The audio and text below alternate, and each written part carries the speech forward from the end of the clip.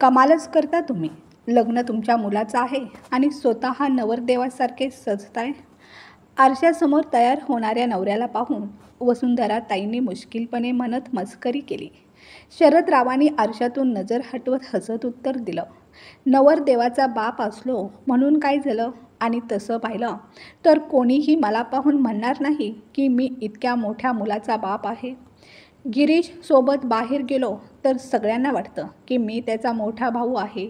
आणि वसुंधरा, तूही एखाद्या चांगल्या ब्युटी पार्लरमध्ये जाऊन नटून ये. आपल्या एकुलत्या एका मुलाच्या लग्नात माझी बायको एखाद्या हिरोईनपेक्षा कमी दिसली नाही पाहिजे. शेवटी हा आपल्या मुलाच्या आयुष्यातला सगळ्यात खास दिवस आहे, असं म्हणत शरदराव हसले. त्या आनंदाने भरलेल्या क्षणांची आठवण वसुंधरा ताईंच्या डोळ्यात पाणी आणून गेली आणि क्षणातच त्या भूतकाळांच्या लाटांमधून वर्तमानात परतला. भिंतीवर लावलेल्या नवऱ्याच्या फोटोकडे पाहून त्यांनी मनातल्या मनात पुटपुटलं, किती मोकळं मन होतं गिरीशच्या बाबांचं. त्यावेळी घर किती भरलेलं होतं आनंदानं. मुलाच्या लग्नाला आज 2 वर्ष झाली. तो एक दिवस होता आणि आजचा हा दिवस. आज या घरात एकटेपणाचं सावट दाटून आलं. आता तर हे रिकामं घर अक्षरशः खायला उठतं. गिरीश एका मोठ्या मल्टीनॅशनल कंपनीमध्ये काम करत होता.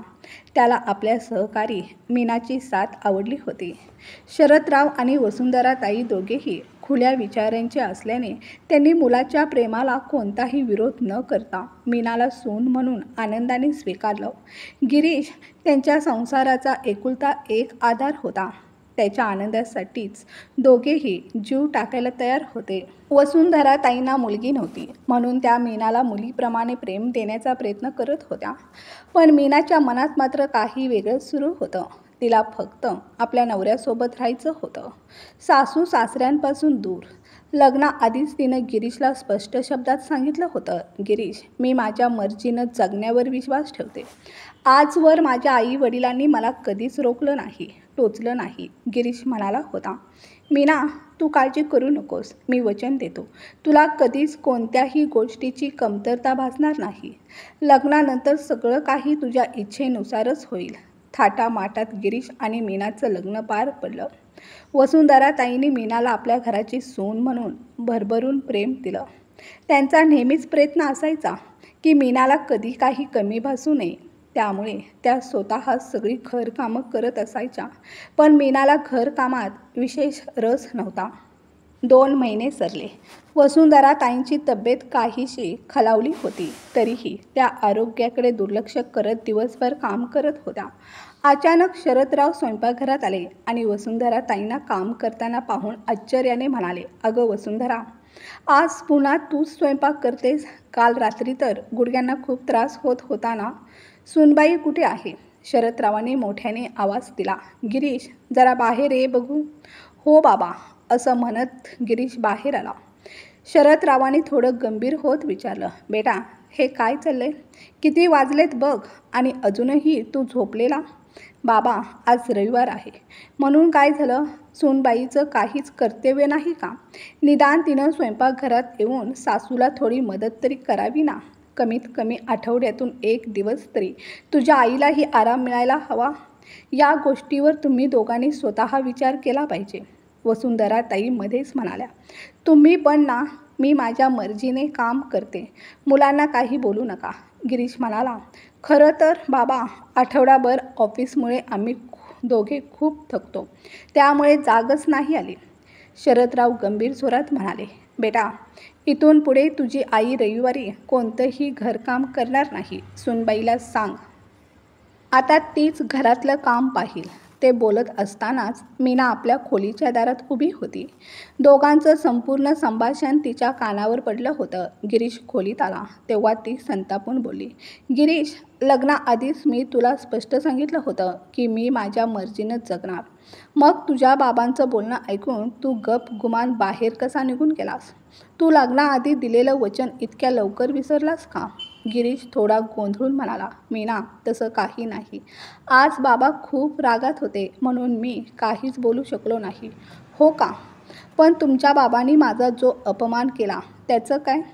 एक गोष्ट लक्षात ठेव गिरीश, आज जसं काही ऐकावं लागलं तसं जर पुन्हा कधी घडलं तर मी या घरात क्षणभरही थांबणार नाही, असं म्हणून मीनाने रडतच आपली बॅग भरायला सुरुवात केली. गिरीश जवळ येत म्हणाला, मीना, तू हे काय बोलतेस? तुला माहीत आहे की मी तुझ्याशिवाय राहू शकत नाही. पण मीना ठाम स्वरात म्हणाली, गिरीश, मला या घरात दमछाक होते.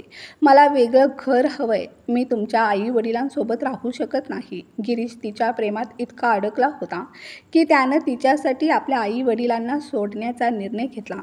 काही दिवसातच त्यांनी वेगळं घर घेतलं आणि आपल्या आई वडिलांना सांगितलं, आता आम्ही दोघं इथे राहू शकत नाही. हे ऐकताच शरदराव आणि वसुंधराताई सुन्न झाल्या. वसुंधराताई रडत रडत विनवत होत्या, इथून पुढे मीनाला कोणताही त्रास सहन करावा लागणार नाही याची मी पूर्ण काळजी घेईन. पण मीनाने स्पष्ट शब्दात सांगितलं, आम्हाला वेगळं राहायचं आहे.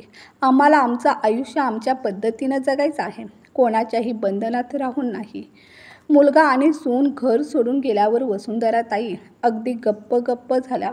फक्त शरदरावांचा आधार होता म्हणून त्या कसंबसं स्वतःला सावरत होत्या. पण काही दिवसातच शरदरावांना अचानक हृदयविकाराचा झटका आला आणि वसुंधराताईंना काही कळायच्या आधीच ते या जगातून निघून गेले. आता वसुंधराताईंचं जगच कोसळून पडलं होतं. शरदरावांच्या मृत्यूनंतर गिरीश आणि मीना फक्त अंतिम विधीसाठी आले आणि लगेचच आपल्या घरी परत गेले. गिरीशच्या मनात मात्र आता आईजवळ परत राहण्याची इच्छा होती. त्याने ही गोष्ट मीनाला सांगितली, पण मीना यासाठी अजिबात तयार नव्हती. वसुंधराताईंनाही आशा होती की मुलगा आता आपल्या जवळ येईल, पण तो फक्त एवढंच बोला, आई, प्रत्येक महिन्याला तुला पैसे पाठवत राहीन. काही गरज वाटली तर नक्की सांग. गिरीश मीनाच्या आग्रहाखातर आपल्या आई वडिलांपासून वेगळा राहायला लागला. पण मीनाचे आई वडील मात्र आपल्या मुलीबरोबरच राहत होते. त्या दिवशी जेव्हा मीनाने एका गोंडस बाळाला जन्म दिला, गिरीशने आपल्या आईला फोन करून ही आनंदाची बातमी दिली. बातमी ऐकताच वसुंधराताईंच्या मनात आनंदाची लहर उसळली. त्या स्वतःला थांबवू शकल्या नाहीत. आनंदाच्या भरात थेट हॉस्पिटलमध्ये पोहोचल्या. पण तिथं पोहोचल्यावर त्यांना दिसलं, मीनाची आई रेखाताई आधीच आपल्या नातवाला मांडीवर घेऊन बसल्या होत्या. वसुंधराताई थोड्याशा अस्वस्थ झाल्या, पण आपल्या नातवाचं कोमल गोंडस मुख पाहताच त्यांचं मन विरघळलं आणि त्या हसू लागल्या. अगं आई, तू आलीस? गिरीश आनंदाने आपल्या आईच्या पाया पडत म्हणाला. त्यावर वसुंधराताई हसत हसत म्हणाल्या, का नाही येणार? माझ्या नातवाला पाहिला, तो माझ्या मुलाचा अंश आहे आणि म्हणतात ना, मुद्दलापेक्षा व्याज अधिक प्रिय असतं. थोडा क्षण थांबून त्या हळूवार स्वरात पुढं म्हणाल्या, तुझे बाबा जिवंत असते तर आपल्या नातवाला पाहून किती आनंदले असते, सांगूच नको. बोलता बोलता वसुंधराताईंच्या डोळ्यातून न कळत अश्रू वाहू लागले. त्यांनी साडीच्या पदराने हलकेच ते अश्रू पुसले. माझ्या या गोंडस नातवाची मी मनापासून काळजी घेईन, असं म्हणत वसुंधराताईंनी नातवाला मांडीवर घ्यायला हात पुढे केला. तेवढ्यात रेखाताई म्हणाल्या, अहो, तो आत्ता झोपलाय. तुम्ही त्याला मांडीवर घेऊन काय करणार? मी त्याला पाळण्यात झोपवते, तो उठल्यानंतर घ्या त्याला. हे ऐकताच वसुंधराताईंच्या चेहऱ्यावरचं हसू क्षणात हरवलं. त्या पाळण्यात शांत झोपलेल्या नातवाकडे डोळे लावून बसल्या. झोपेतला तो नातू किती गोंडस दिसत होता. विहीनबाई, असं टक लावून पाहू नका, नजर लागेल बाळाला, रेखाताई म्हणाल्या. तेव्हा गिरीश म्हणाला, आई, तुला घरी सोडतो. नाही गिरीश बाळा, वसुंधराताईंनी हळू आवाजात उत्तर दिलं, मी इथेच थांबणार, माझ्या नातवाची काळजी घेणार. आता मी घरी जाणार नाही. तेव्हा मीना म्हणाली, सासूबाई, माझी आणि बाळाची काळजी घेण्यासाठी माझी आई इथेच आहे. हॉस्पिटलमध्ये विनाकारण गर्दी करून काही उपयोग नाही. मीनाचे हे वाक्य ऐकताच वसुंधराताईंच्या डोळ्यातून अश्रू वाहू लागले. त्या थेट हॉस्पिटलमधून बाहेर पडल्या आणि घरी आल्यावर उशिरापर्यंत रडत बसल्या. राहून राहून त्यांना नातवाची आठवण यायची. त्या कपाट उघडून गिरीशच्या बालपणाचा जुना अल्बम हातात घेऊन तासन तास पाहत बसायच्या. डोळ्यात नातवाचा चेहरा आकार घ्यायचा. माझा नातूही असाच दिसत असेल का? वेळ आपल्याच गतीने पुढे चालला होता. आता त्यांचा नातू 1 वर्षाचा झाला होता. गिरीश आपल्या वडिलांच्या मृत्यूनंतर क्वचितच आईला भेटायला यायचा, पण मुलगा झाल्यापासून त्याने पूर्णपणे येणं बंदच केलं होतं. कधीतरी वसुंधराताईंना वाटायचं गिरीशला फोन करून बोलवावं, पण त्याच क्षणी सुनेचे कडवट शब्द आठवायचे. एकदा त्यांनी धाडस करून फोन लावला होता, पण फोन मीनाने घेतला. आई, तुम्ही वारंवार फोन करून का डिस्टर्ब करता? गिरीश तुम्हाला दर महिन्याला पैसे पाठवतोच की, मग पुन्हा पुन्हा फोन करून त्रास का देता? इतकं बोलून मीनाने फोन कट केला होता. त्या दिवसानंतर वसुंधराताईंनी कधीच फोन करण्याचं धाडस केलं नाही. गुड मॉर्निंग काकू, कशा आहात? त्यांचे भाडेकरू प्रीतीने आपल्या 1 वर्षाच्या मुलासह दारातून आत येताना विचारलं. वास्तविक नवऱ्याच्या निधनानंतर वसुंधराताईंनी घराचा पहिला मजला भाड्याने दिला होता. प्रीती त्यांच्याशी खूप मोकळेपणाने वागत असे. तिला त्यांच्या दुःखाची कल्पना होती, म्हणून ती दररोज सकाळी घरकाम उरकून थोडा वेळ त्यांच्या भेटीला यायची. प्रीती आत येताच तिचा मुलगा धावत जाऊन वसुंधराताईंच्या मांडीवर जाऊन बसला. वसुंधराताईंनी डोळे पुसले आणि प्रेमाने त्याच्या डोक्यावरून हात फिरवला. काय काकू, आज पुन्हा उदास? असं नाही चालणार बरं का. काकू, मान्य आहे की नातेसंबंध आयुष्यात खूप महत्त्वाचे असतात, पण त्याचा अर्थ असा नाही की आपण सतत भूतकाळातच गुरफटून राहावं. माहिती आहे बाळा, पण रिकामं बसलं की मनात विचारांचे काहूर उडतात. वसुंधराताईंनी हळूवार आवाजात उत्तर दिलं. काकू, ऐका ना, स्वतःला व्यस्त ठेवा. काहीतरी असं करा जे तुमचं मन गुंतलं जाईल. प्रीतीचं बोलणं ऐकून वसुंधराताई काही क्षण विचारात पडल्या.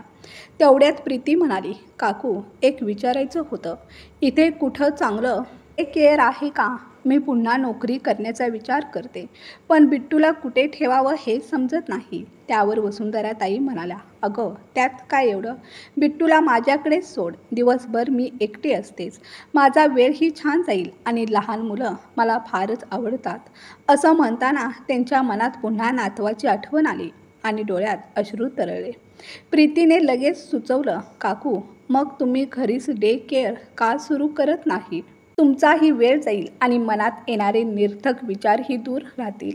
प्रीतीचं हे बोलणं ऐकून वसुंधराताईंच्या चेहऱ्यावर हलकं स्मित आलं. त्या म्हणाल्या, असं काही कधी विचारच केला नव्हता. पण काय काकू? प्रीतीने लगेच विचारलं. वसुंधराताई म्हणाल्या, या वयात एखादं नवं काम सुरू करणं एवढं सोपं नसतं बघ. अहो काकू, वय म्हणजे एक संख्या आहे, त्या पलीकडे काहीच नाही.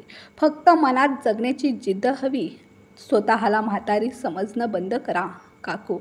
अजून तर भरपूर आयुष्य तुमच्यासमोर पडलं आहे आणि मी तर म्हणते नवीन वर्ष सुरू होणारच आहे. मग या नव्या वर्षासोबत आपल्या आयुष्यात थोडा नवीनपणा आणूया ना. प्रीतीच्या बोलण्याने वसुंधराताईंच्या मनात एक नवी ऊर्जा संचारली. तेव्हा प्रीती म्हणाली, काकू, नवीन वर्षाची आठवण झाली म्हणून सुचलं. का नाही आपण उद्या संध्याकाळी न्यू इयर सेलिब्रेट करूया? बघा ना, माझे पती न्यू इयरलाही कामासाठी बाहेर जाणार आहेत, पण आपण दोघी मिळून तरी एक छानसं सेलिब्रेशन करूच शकतो ना. उद्या संध्याकाळी आपण बाहेरून डिनर ऑर्डर करू, टीव्हीवर एखादा छानसा सिनेमा पाहू आणि गोड हसत नवीन वर्षाचं स्वागत करूया. प्रीतीच्या या आपुलकीने भरलेल्या शब्दांना वसुंधराताई नकार देऊ शकल्या नाहीत. त्या हसून म्हणाल्या, ठीक आहे, मग उद्याची पार्टी पक्की. त्या दरम्यान गिरीचा एक जवळचा मित्र राहुल, जो त्याच्यासोबतच ऑफिसमध्ये काम करत होता, त्यानेही नवीन वर्षाच्या निमित्ताने आपल्या घरी एक डिनर पार्टीचं आयोजन केलं होतं. त्याने गिरीश आणि मीनालाही आमंत्रित केलं होतं. मीनाने यशला तिच्या आईजवळ सोपवलं आणि गिरीशसोबत पार्टीला गेली. पण राहुलच्या घरी पोहोचल्यावर जे काही गिरीशने पाहिलं त्याने त्याला हादरावून टाकलं. घरी परतल्यावर तो पूर्णपणे गप्प झाला. चेहरा विचारमग्न आणि मनात मात्र प्रचंड अस्वस्थता. सतत त्याच्या डोळ्यासमोर आई वडिलांचे चेहरे तरळत होते आणि मनात असंख्य विचारांचा गोंधळ सुरू झाला होता. दुसऱ्या दिवशी सकाळी मीना उठली तेव्हा गिरीश म्हणाला, मीना, आता यश 1 वर्षाचा होईल. तुला वाटत नाही का की तुला पुन्हा कामावर जायला हवं? बघ ना, इथे कमवणारा मी एकटाच आहे आणि खाणारे अनेक जण. महागाई इतकी वाढल्या की घर चालवणं दिवसेंदिवस कठीण होत चाललंय. हे ऐकताच मीना उपरोधाने म्हणाली, तर मग एक काम करा, तुम्ही तुमच्या आईला पैसे पाठवणं थांबवा. शेवटी तुम्ही त्यांना प्रत्येक महिन्याला जे पैसे पाठवता ते सगळे खर्च होत असतीलच असं नाही. त्यांचा खर्च काय फारसा असतो का? 1-2 महिने पैसे पाठवले नाही तरी त्यांचा आरामात निभाव होईल. मीनाचं हे बोलणं ऐकून गिरीश संतापला. तो चवताळून म्हणाला, वा, तू फारच चांगलं बोललीस. मी तुझा खर्चही चालवतो आणि तुझ्या आई वडिलांना आरामात बसून खायलाही घालतो आणि माझ्या आईला मात्र जे काही थोडेसे पैसे पाठवतो तेही बंद करावं म्हणतेस? गिरीशचं बोलणं ऐकून मीना रागाने कपाळावर आठ्या आणत म्हणाली, तुम्हाला काय म्हणायचं आहे? माझे आई वडील तुमच्यासाठी ओझं आहेत का जे तुम्ही अशा तिरस्काराने त्यांच्याबद्दल बोलता? मीना, मी तसं काही म्हणत नाही आहे, पण त्यांना तरी थोडा विचार करायला नको का? कोण जावयाच्या घरी एवढे दिवस राहतं? आपलंही काही खाजगी आयुष्य आहे की नाही? गिरीशचे हे शब्द त्याच्या सासू सासऱ्यांच्या कानावर पडले. आपल्या आई वडिलांबद्दल एवढं ऐकून मीनाच्या मनात संतापाचा भडका उडाला. ती ओरडली, हे पहा, तुम्हाला जर वाटत असेल तर मी कामावर जायला तयार आहे, पण माझे आई वडील इथून जाणार नाहीत. माझ्याशिवाय त्यांचं दुसरं कोण आहे? आणि हो, आज तुम्ही जसं त्यांच्याबद्दल बोललात असं जर पुन्हा एकदा केलं तर माझ्या इतकं वाईट कोणीच नसेल. सकाळच्या वेळी एवढा मोठा वाद झाल्यानंतर गिरीश काहीही खाल्लं-पिल्लं नाही आणि न बोलता ऑफिसला निघून गेला. पण ऑफिसमध्येही त्याचं मन लागत नव्हतं. जेव्हा लंच टाईम झाला तेव्हा सर्व कर्मचारी एकत्र जेवत होते, पण गिरीश मात्र एकटक विचारात हरवून बसलेला होता. त्याची अशी अवस्था पाहून राहुल जवळ आला आणि म्हणाला, आज डबा नाही आणला का? गिरीश म्हणाला, नाही रे, पण मला तुझ्याशी एक महत्त्वाचं बोलायचं आहे. राहुल त्याच्याजवळ बसला. गिरीश म्हणाला, काल रात्री तुझ्या घरी पार्टीला आलो होतो आणि एक गोष्ट माझ्या मनात खोलवर घर करून गेली. तू तुझ्या आई वडिलांची किती काळजी घेतोस, त्यांच्याशी किती आदराने बोलतोस आणि वहिनी तर घरात पाहुण्यांची गर्दी असतानाही तुझ्या आई वडिलांच्या खाण्यापिण्यापासून ते औषध पाण्यापर्यंत किती नीट लक्ष देत होत्या. माझ्या डोळ्यासमोर सतत ते दृश्य आहे. आणि दुसरीकडे अनेक लोक वृद्ध आई वडिलांना विसरून न्यू इयर साजरा करायला बाहेर जातात, पण तुम्ही मात्र तुमच्या घरात तुमच्या आई वडिलांबरोबर नातेवाईक आणि मित्रांसह प्रेमाने ते क्षण साजरे करत होतात. खरं सांगू राहुल, तुझ्या घरून आल्यापासून मला स्वतःची लाज वाटते. माझ्या पत्नीच्या वेगळं राहण्याच्या हट्टामुळे मी आई वडिलांचं घर सोडलं आणि तिच्यासोबत दुसऱ्या घरी राहायला गेलो. त्या घरात बाबांच्या निधनानंतर माझी आई एकटीच राहते आणि इथं माझे सासू सासरे स्वतःचं घर सोडून आमच्याकडे येऊन राहिले आहेत. गिरीशचं बोलणं ऐकून राहुल आश्चर्यचकित झाला. तुलाच तर वहिनींना समजवायला हवं होतं ना? प्रयत्न केला राहुल, खूप केला, पण तिच्या डोक्यावर वेगळं राहण्याचं असं भूत बसलं होतं की ती कोणत्याही परिस्थितीत मला समजून घ्यायला तयारच नव्हती. बाबांच्या मृत्यूनंतर जेव्हा मी तिच्यासमोर आईविषयी काही बोलायचो तेव्हा ती घरात अकारण कलेश निर्माण करायची. मग हळूहळू लक्षात आलं की हे सगळं तिच्या आईवडिलांचं कारस्थान होतं. त्यांनी मीनाच्या मनात आधीच माझ्या आईवडिलांविषयी विष ओतून ठेवलं होतं, जेणेकरून मीना माझ्यापासून त्यांना वेगळं ठेवू शकेल आणि आपले आईवडील स्वतः जवळ ठेवू शकेल. खरं तर तिच्या आईवडिलांचं स्वतःच्या मुलासुनेशी अजिबात पटत नाही, म्हणूनच ते आमच्याकडे येऊन राहू लागले आणि मी काही बोललो की मीना उलट माझ्यावरच चिडते, भांडते. आज सकाळपासून घरात महाभारत सुरू आहे. डोकं शांतच होत नाही. पण गिरीश, राहुलने विचारलं, तुला आईला भेटावंसं वाटत नाही का? तिच्यासोबत राहावं वाटत नाही का? वाटतं ना, खूप वाटतं. पण मग असंही वाटतं की निदान ती एकटी असली तरी आपल्या मर्जीने जगते. इथे आली तर ह्या लोकांकडून रोजचाच अपमान होईल तिचा. तिचं आयुष्य मोलकरणीसारखं बनवतील हे लोक. मुलगा झाला होता तेव्हा किती आनंदी झाली होती ती. बातमी मिळताच धावत आली होती आपल्या नातवाला पाहायला. पण हॉस्पिटलमध्ये माझ्या बायकोनं आणि सासूनं तिला ज्या प्रकारे वागणूक दिली त्यामुळे तिला फार उपेक्षित वाटलं. त्या दिवशी मी तिला परत पाठवलं. तिच्या डोळ्यातले अश्रू अजूनही डोळ्यासमोरून हटत नाहीत. माझ्या बायकोसाठी मी काय केलं नाही? माझ्या बायकोला जगातलं प्रत्येक सुख देण्याचा प्रयत्न केला, पण तिनं एकदाही विचार केला नाही की माझं सुख कशात आहे. गिरीशच्या डोळ्यात पाणी तरळलं. तेव्हा राहुल त्याच्या खांद्यावर हात ठेवत म्हणाला, गिरीश, या सगळ्यात चूक तुझी आहे. तू किती काळ बायकोच्या आणि तिच्या आईवडिलांच्या हातात खेळत राहणार आहेस. परिस्थिती सुधारण्याची वाट पाहत बसू नकोस. परिस्थिती बदलण्याची ताकद अंगी बाळग. अजूनही सर्व काही तुझ्या हातात आहे. माझं ऐक आणि आत्ताच्या आत्ता आपल्या आईकडे जा. मला खात्री आहे की जी आई आपल्या एकुलत्या एका मुलासाठी दिवस रात्र असुसलेली असेल, ती तुला पाहता क्षणी सगळं विसरून प्रेमाने मिठीत घेईल. राहुलचं बोलणं गिरीशच्या मनाला भिडलं. त्याने लगेच ऑफिसमधून सुट्टी घेतली आणि आईला भेटायला निघाला. आईच्या घराबाहेर पोहोचताच त्याच्या मनात अपराध भावना उसळली. वाटू लागलं की आज घराचं जे काही वाईट झालं त्याला फक्त आपणच जबाबदार आहोत. धाडस करून गिरीशने अश्रूंनी भरलेल्या डोळ्यांनी घरात प्रवेश केला. व्हरांड्यात त्याची आई 2 लहान मुलांजवळ बसून त्यांच्याशी प्रेमाने गप्पा मारत होती. हे दृश्य पाहून गिरीशच्या मनात त्याच्या लहानपणीच्या आठवणी दाटून आल्या. आईही त्याच्याशी असंच प्रेमाने बोलायची. कधी गालाला प्रेमाचं चुंबन द्यायची, कधी मिठीत घेऊन कुशीत लपवून ठेवायची. गिरीशला पाहताच वसुंधरा ताईंच्या चेहऱ्यावर आश्चर्य आणि आनंदाचे भाव उमटले. अरे, तू इथे? गिरीश पुढे येत आईच्या पायांना स्पर्श करत म्हणाला, आई. त्या क्षणी वसुंधरा ताईने त्याला आपल्या मिठीत घेतलं. दोघांच्याही डोळ्यातून अश्रू वाहू लागले.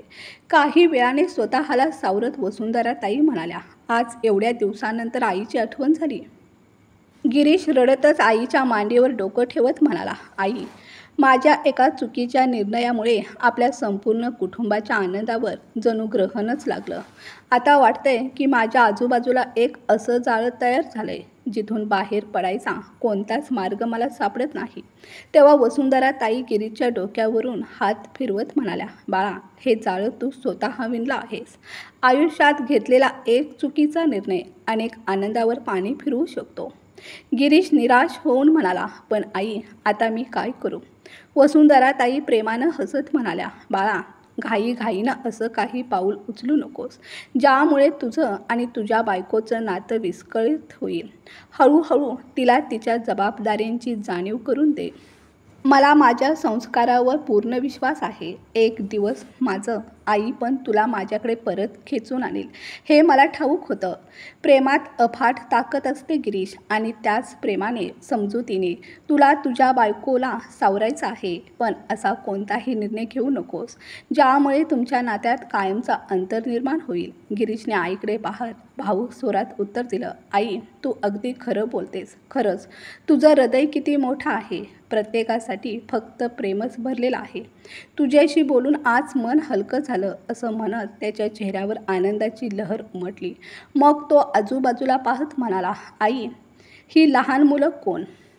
वसुंधरा ताई हसून म्हणाल्या, बाळा, तुझ्या जाण्यानंतर हे घर खूपच रिकामं वाटायचं आणि एकटेपण सहन व्हायचं नाही. म्हणून मी घरातच एक छोटं डे केअर सुरू केले. कालच सुरुवात केली. आत्तापर्यंत फक्त 2 मुलं येतात. पण सांगते, या निरागस चेहऱ्यांमुळे दिवस कसा जातो कळतही नाही. हे ऐकून गिरीश खूप आनंदित झाला. तो उत्साहाने म्हणाला, आई, मी घराच्या बाहेर लावण्यासाठी एक छानसा बोर्ड तयार करतो आणि या मुलांना खेळायला चांगली खेळणीही मागवतो. मुलाचा असा उत्साह पाहून वसुंधरा ताईंच्या डोळ्यात समाधान दाटून आलं. संध्याकाळपर्यंत गिरीशने सगळी व्यवस्था केली आणि रात्री आईच्या हातचं जेवण करून समाधानाने आपल्या घरी परत गेला. खूप दिवसांनी वसुंधरा ताईंच्या चेहऱ्यावर आनंदाचं तेज झळकत होतं. गिरीश घरी पोहोचला तेव्हा मीना थोडी उदास बसलेली होती आणि त्यांचा मुलगा यश बाजूला खेळत होता. काहीही न बोलता गिरीशने आपल्या मुलाला उचललं आणि त्याच्याशी खेळायला लागला. तेव्हा मीना शांत स्वरात म्हणाली, गिरीश, तुझ्या सांगण्यावरून मी माझ्या बॉसला फोन करून ऑफिस जॉईन करण्याचं सांगितलं. पण तुम्हाला माझ्या आई बाबांबद्दल तसं बोलायला नको होतं. गिरीश डोकं हलवत म्हणाला, सॉरी मीना, तुला माहीत आहेच महागाई किती वाढली. खर्चाचं गणित बिघडलं म्हणून थोडं तणावात होतो. काय बोललो तेही कळलं नाही. अच्छा, मी खूप दमलोय. माझ्यासाठी 1 कप चहा करून देशील? मीना स्वयंपाकघरात गेली. तेवढ्यात तिचे आई वडील सोफ्यावर येऊन बसले. मीनाची आई म्हणाली, गिरीश बाळा, जर आमचा मुलगा आणि सून चांगली असती तर आम्हाला इथे यावं लागलं नसतं. दुर्दैवाने आम्हाला चांगली सूनबाई मिळाली नाही, म्हणूनच मुलीच्या आधारावर इथे आलो आहोत. गिरीश थोडा व्यंगात्मक हसत म्हणाला, आई, तुम्ही खरंच नशीबवान आहात. तुमच्या सुनेचं पटत नसलं तरी तुमची मुलगी आहे काळजी घेणारी. पण जरा माझ्या आई बाबतीत विचार करा. तिचा एकुलता एक मुलगा म्हणजे मी फक्त सुनेच्या हट्टामुळे वेगळा राहतोय. या वयात ती एकटी राहत आहे. तुमचं सुखी आयुष्य पाहून कधी कधी वाटतं, माझी एखादी बहीण असती तर तिने पण आपल्या आईची अशीच काळजी घेतली असते. क्षणभर शांतता पसरली. गिरीश पुढे म्हणाला, मीना, चहा माझ्या खोलीतच आण आणि माझ्यासाठी जेवण करू नकोस, मला भूक नाही, असं म्हणून तो खोलीत निघून गेला. गिरीशचं बोलणं ऐकून मीनाचे आई वडील अवाक झाले. ते एकमेकांकडे पाहू लागले. दुसऱ्या दिवशी सकाळी गिरीश ऑफिसला गेल्यावर त्यांनी मीनाला ठामपणे सांगितलं, बाळा, आम्ही जास्त दिवस इथे थांबू शकत नाही. आजच आमच्या घरी परत जातो आहोत. त्यांचं बोलणं ऐकून मीना भावूक होऊन म्हणाली, नाही आई, मी असताना तुम्ही कुठेच जाणार नाही आणि तसंही दादा वहिनीशिवाय कुणाचं ऐकतच नाही. तुम्ही तिकडे गेला तर पुन्हा वहिनींचे टोमणे सहन करावे लागतील आणि ते मला मान्य नाहीत. तेवढ्यात मीनाचे बाबा सौम्यपणे म्हणाले, नाही मीना, तुझा दादा आणि वहिनी इतके वाईट नाहीत जितके तुझी आई तुला सांगते. अगं, तुझ्या वहिनीचं तर तुझ्या आईसमोर बोलण्याचंही धाडस होत नाही. लहान मोठं भांडण तर सगळ्याच घरात होतं. पण आता आम्हाला आमच्या घरी परत जाणं योग्य ठरेल. मला वाटतं आमच्यामुळे तुम्हा दोघांमध्ये वाद निर्माण व्हायला नको. पण आई, आता मी कामावर जाणार आहे, मग यशला कोण सांभाळणार? मीना काळजीच्या सुरात म्हणाली. तेव्हा तिची आई शांतपणे म्हणाली, मीना बाळा, आता हा प्रश्न तुम्हा दोघांचा आहे. कारण आम्ही आमच्या मनाची तयारी केली आहे. आम्ही इथून गेलो तरच सगळ्यांचं भलं होईल, म्हणून आम्हा दोघांना जाऊ दे. आईचं हे बोलणं ऐकून मीनाचा चेहरा उतरला. तेव्हा तिचे बाबा सौम्य स्वरात म्हणाले, मीना, जर तुला खूपच अडचण वाटली तर कामावर जाण्याआधी यशला आमच्याकडे सोड. या निमित्तानं तरी तू आम्हाला भेटायला येशील. सोमवारपासून मीनाने पुन्हा ऑफिसला जायला सुरुवात केली. तिनं यशला आपल्या आईच्या घरी सोडलं, पण त्या घराचं अंतर खूपच होतं. रोज तिथं घेऊन जाणं आणणं अवघड होतं. आपल्या लहानशा मुलाशिवाय मीनाने ते 5 दिवस कसेबसे काढले. शुक्रवारच्या संध्याकाळी ती गिरीशला म्हणाली, यश नसताना हे घर किती रिकामं रिकामं वाटते. माझं कशातच मन लागत नाही. मला 2 दिवसाची सुट्टी आहे. आपण जाऊन त्याला घेऊन येऊया. तेव्हा गिरीश हलकंसं हसून म्हणाला, एवढा विचार करण्याची गरज नाही मीना. जरा बघ, जसं आपण माझ्या आईबाबांबरोबर केलं तसंच एक दिवस आपलाही मुलगा करेल. मोठा होईल, स्वतःचं आयुष्य जगायला निघून जाईल. म्हणून तू आत्तापासूनच तुझ्या मनाला थोडं कठीण बनवायला शिक. क्षणभर थांबून तो गंभीर स्वरात म्हणाला, नाहीतर तुलाही भविष्यात माझ्या आईसारखं एकटीने रडावं लागेल. मीनाचं हृदय दाटून आलं. ती म्हणाली, नाही, मी माझ्या मुलावर एवढं प्रेम करेन की तो मला कधीही सोडून जाण्याचा विचारही करणार नाही. गिरीश थोडा भावूक होत म्हणाला, मीना, या गोष्टी बोलण्यासाठीच असतात. माझ्या आईनंही मला जीव तोडून प्रेम दिलं, माझी प्रत्येक इच्छा पूर्ण केली. मी आजारी पडलो की रात्रभर माझ्यासाठी जागी राहायची. पण मी तिच्या त्या सगळ्या वर्षांच्या तपस्याला मागं टाकलं फक्त तुझ्या प्रेमासाठी.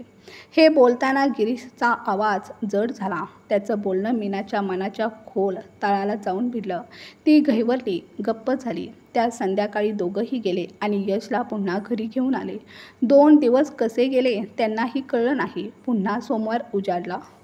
यशला पुन्हा दूर ठेवायचं म्हणून मीनाचं मन बेचैन झालं. ती विचारमग्न होऊन गिरीशकडे पाहत म्हणाली, ऐकता का? तुमची आई यशची काळजी घेतील का? गिरीशने आश्चर्याने तिच्याकडे पाहिलं आणि म्हणाला, तू आत्ता काय म्हणालीस? मीना थोडी संकोचून म्हणाली, आपण जर यशला त्याच्या आजीकडे सोपवलं तर त्यांना काही त्रास होणार नाही ना? गिरीश हसत म्हणाला, अगं, तिला कसा त्रास होईल? उलट तिनं तर घरातच मुलांसाठी डे केअर सुरू केलं आहे. हे ऐकून मीना चकित झाली. खरंच? आणि त्यांचं घर तर अगदी जवळच आहे. म्हणजे आपण रोज संध्याकाळी यशला घरी घेऊनही येऊ शकतो. मग आपल्याला त्याच्यापासून फार काळ दूर राहावं लागणार नाही. मीनाचं म्हणणं ऐकून गिरीशने आईला फोन लावला. वसुंधरा ताई आनंदाने हरकून गेल्या. त्या म्हणाल्या, यात विचारायचं काय आहे? मला तर खूप आनंद होईल. त्या रात्री मीनाला आणि गिरीशला कित्येक दिवसांनी शांत झोप लागली आणि वसुंधरा ताईंना तर आनंदाच्या भरात झोपच लागली नाही. दुसऱ्या दिवशी सकाळी गाडीचा हॉर्न ऐकू आला. वसुंधरा ताई धावत गेटकडे गेल्या. गिरीश म्हणाला, घे आई, सांभाळ तुझ्या नातवाला, असं म्हणत यशला त्यांच्या कुशीत देऊन तो ऑफिसला निघून गेला. मीनाने पण दीर्घ श्वास घेतला. काहीच दिवसात यश आपल्या आजीसोबत इतका एकरूप झाला की आता तो मीनाजवळ असतानाही आजीकडे जाण्याचा हट्ट करू लागला. हे पाहून मीना थक्क झाली, कारण आजीसोबत राहताना तो एकाहून एक चांगल्या सवयी शिकत होता. मोठ्यांच्या पाया पडणं, नमस्कार करणं, जेवणापूर्वी प्रार्थना करणं. एके दिवशी गिरीशने सांगितलं की त्याला ऑफिसच्या कामासाठी काही दिवस दुसऱ्या शहरात जावं लागणार आहे. आता मीनासमोर मोठा प्रश्न उभा राहिला होता. यशला आजीजवळ कसं सोडायचं, कारण तिला गाडी चालवता येत नव्हतं आणि इतक्या दिवसांची रजा घेणं जवळजवळ अशक्य होतं. जर काही दिवसांसाठी मी माझ्या आई बाबांना बोलावलं तर? मीना म्हणाली. तेव्हा अर्जुन म्हणाला, मी तर म्हणतो तू थेट 1 आठवडा आईकडेच जा.